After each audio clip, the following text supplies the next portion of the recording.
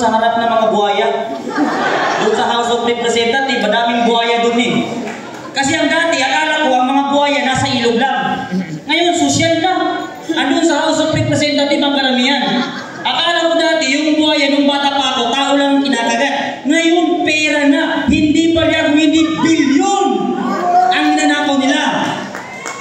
Kaya ngayon, kami mga kabataan ay nakikisa at nakikilahok sa pakikipaglaban kontra korupsyon upang sa ngayon may parating namin sa lahat ng nasa posisyon, sa lahat ng nasa taas, na ang mga kabataan ay pagod na at sawa na sa korupsyon na nangyayari sa ating bansa.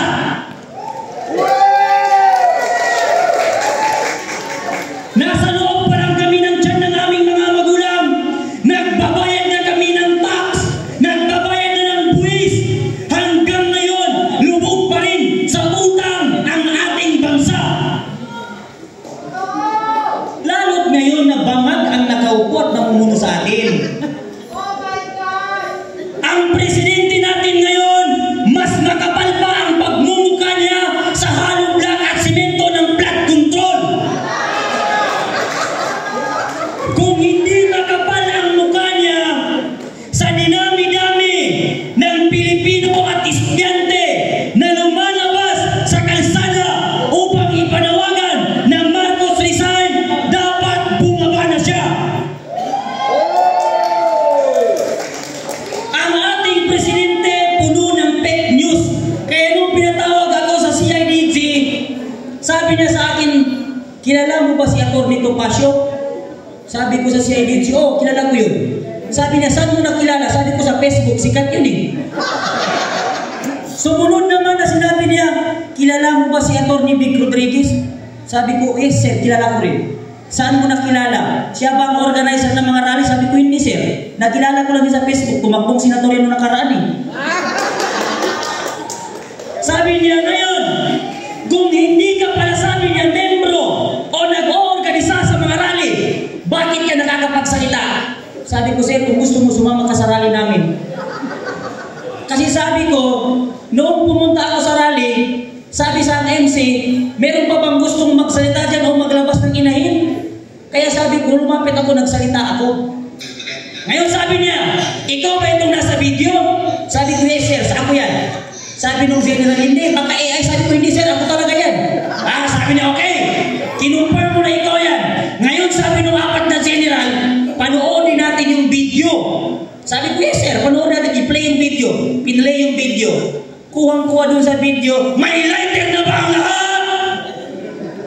Ngayon sabi niya, ikaw ba yung nagsigaw ng may lighter na bang lahat? Sabi ko, yes sir, ako yan. Bakit mo sinabi na may lighter na bang lahat? Susumugin niyo ang kung ano dyan? Sabi ko, hindi sir. Kaya ko sinigaw na may lighter na ba ang lahat kasi magka-candle lighting kami.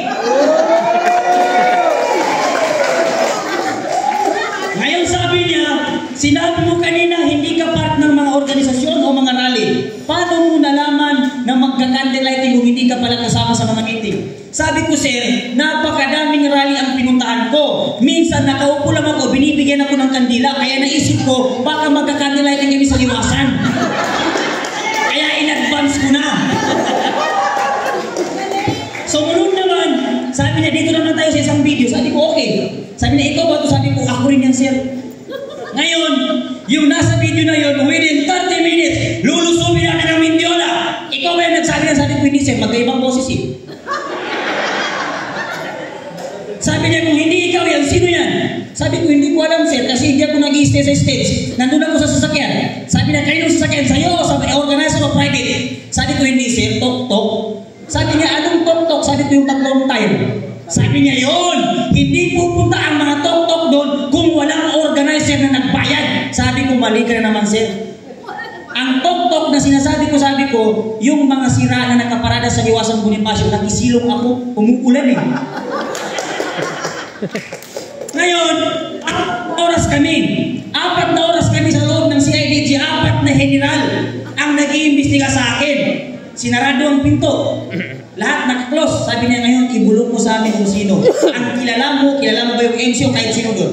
Sabi ko, sir, kahit lutuin mo ko dito, wala akong masabi kasi hindi ko kilala kung sino mga organizer na sinasabi mo. Volunteer akong pumupunta sa rally. Saan mo nakita yung mga rally? Bakit ka nakakapunta? Ang daming vlogger set eh. Nagla-live kaya nakikita ko kung saan yung may rally, pumupunta ako doon. Sabi niya, ngayon, hindi pala ikaw yan. So sino ba sabi niya, yung nagsisigaw na yan, na 30 minutes, lulusubin ang Mindiola. Sabi niya, pasupin mo ang TV Patrol.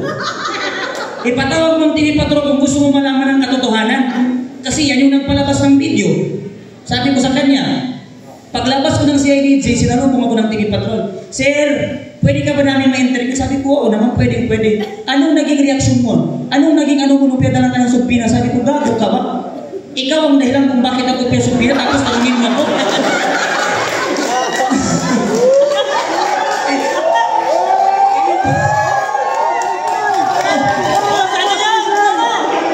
Sabi ko ng TV Patrol, gago ka ba?